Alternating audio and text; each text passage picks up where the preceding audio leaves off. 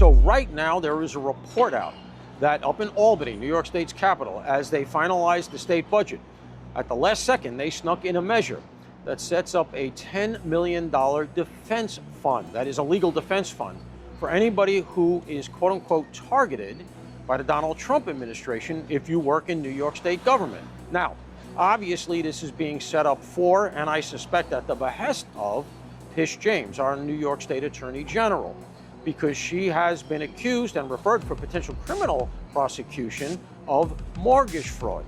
In fact, the exact type of mortgage fraud for which she pursued Donald Trump. So let me get this straight. New York lawmakers are trying to sneak $10 million into the state budget to help politicians pay for their legal bills. And right in the middle of all this is Attorney General Letitia James, the same AG who sued Trump for fraud, the same AG who might need a fraud lawyer herself. And the big question now is Governor Kathleen Hochul about to co-sign this madness? Because if she signs off on this thing, she's not just approving a budget, she might be approving a taxpayer-funded bailout for her political homie. And the stakes? They're huge. This isn't just about one official getting off the hook. It's about setting a dangerous precedent where politicians can write themselves a legal safety net funded by the very people they're supposed to serve. It tells every public servant, mess up all you want, the state might just cover your tracks with other people's money. Let's just get into it. So here's what's going on here in my state of New York. It's 2025, obviously, and the New York State is negotiating its latest budget. $1 billion are on the line. Transportation, education, healthcare, all the stuff that actually affects us. But buried deep inside the legislative lasagna is this spicy meatball of corruption. I'm hungry. Anyway, a quiet line item that will allow up to $10 million in taxpayer funds to be used to cover legal expenses for elected officials under federal investigation. Keyword there, federal. It's not about traffic tickets or ethics hearings. It's a kind of heat that can land some folks in handcuffs. Now enter Letitia James. She's under scrutiny for allegedly committing mortgage fraud by saying that she lived in Virginia to get that sweet loan deal, while claiming that she lives in Brooklyn for political clout. And now, conveniently, there's a budget proposal that might help her cover her legal costs if things go south. But here's what makes it feel like a slap in the face to everyday New Yorkers. We're going to be the ones footing the bill. Living in New York is already expensive. Rent is wild, groceries are up, gas is ridiculous, crime is still a problem. And if you think about driving into Manhattan, you better budget for that congestion pricing as well, because that's already here and it doesn't look like it's going to leave. People are already cutting back on everything just to keep their heads above water, and now we're being asked to fund personal legal defense for people in power. That's frustrating. That's infuriating. There's people out there that can't afford the Metro cards.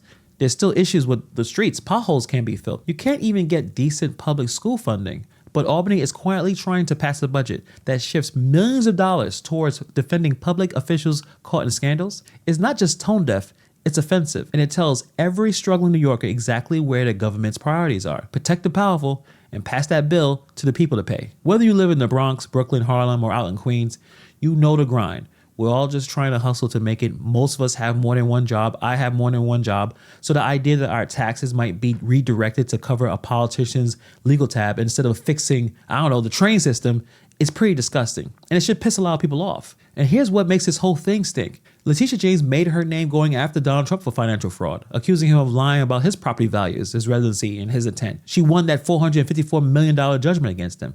But now she's facing some very similar situations herself. Again, according to reports, and I will repeat this, but we're going to talk about the allegations, she allegedly told her mortgage broker on August 3rd, 2023, that the property in Virginia was just an investment. It wasn't going to be her residence. But then 2 weeks later, she signs a legal document claiming that it was her primary residence, potentially to secure a better mortgage rate. That's not just a contradiction. That is textbook misrepresentation. And for what? For the very thing she roasted Trump for. So now with the pressure mounting and the questions flying and the lawyer fees adding up, this new budget just so happened to include a legal defense fund for state officials. Coincidence? I don't think this is coincidence at all. I think this is just convenient. And this fund wasn't really loudly announced. It wasn't debated on the floor like some kind of hot button bill. It just tucked into the budget like a dirty napkin under the steak. And my governor, Kathleen Hochul, the person with the final say, has been really quiet about it. Now, we're not going to act like Hochul and James are strangers. They've worked closely before. They're both high-profile Democrats in a state that's slowly bleeding trust from its voters. But let's not forget, Governor Kathleen Hochul also has her own reasons for backing Letitia James. Hochul's administration has been in a back-and-forth tug-of-war with Trump as well and his allies ever since she took office. From resisting federal immigration crackdowns to championing a lot of liberal causes, Trump tried to roll back, and we can't forget what's going on with the congestion pricing. They're going back and forth with that as well. Hochul has styled herself as being anti-Trump, the anti-Trump leader of New York. So when Letitia James launched that major fraud case against Trump and won that big judgment, it wasn't just a win just for James. It was a big win, not just for James, but for the entire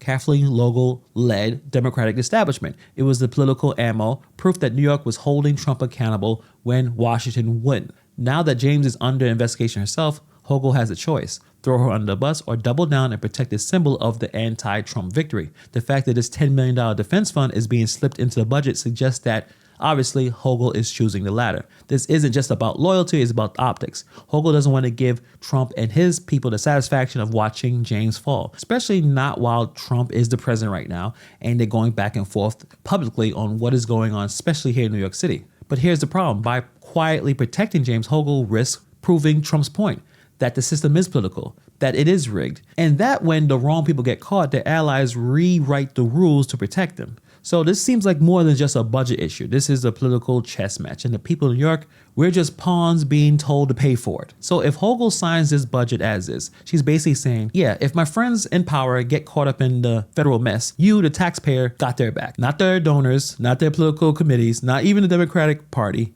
You, the people out there paying $2,000, $3,000, $4,000 a month on rent, dodging potholes on the BQE, you're going to be responsible for that legal bill. Governor Hochul has the power to stop this. She can take her veto pen, strike the line and say, nah, you're not going to sneak this past me. But if she lets it slide, she owns it. That's not just enabling corruption, it's publicly funding it. And imagine what the headlines will be. Governor approves $10 million legal slush fund. Attorney General James is first in line to use it. It could be political suicide, unless the people don't notice. But I think a lot of us don't notice. If you're on this channel, obviously you're watching, because this is not just about Letitia James. It's about what happens when public officials protect each other at the expense of the people. When the watchdog starts circling the wagons instead of blowing the whistle. And if this budget provision passes, it's like telling every corrupt official in New York, hey, if you get caught doing dirt, we got you. Let's just stick together. The taxpayers will pay. That's not a government. That's a cartel with a press secretary. So what's next?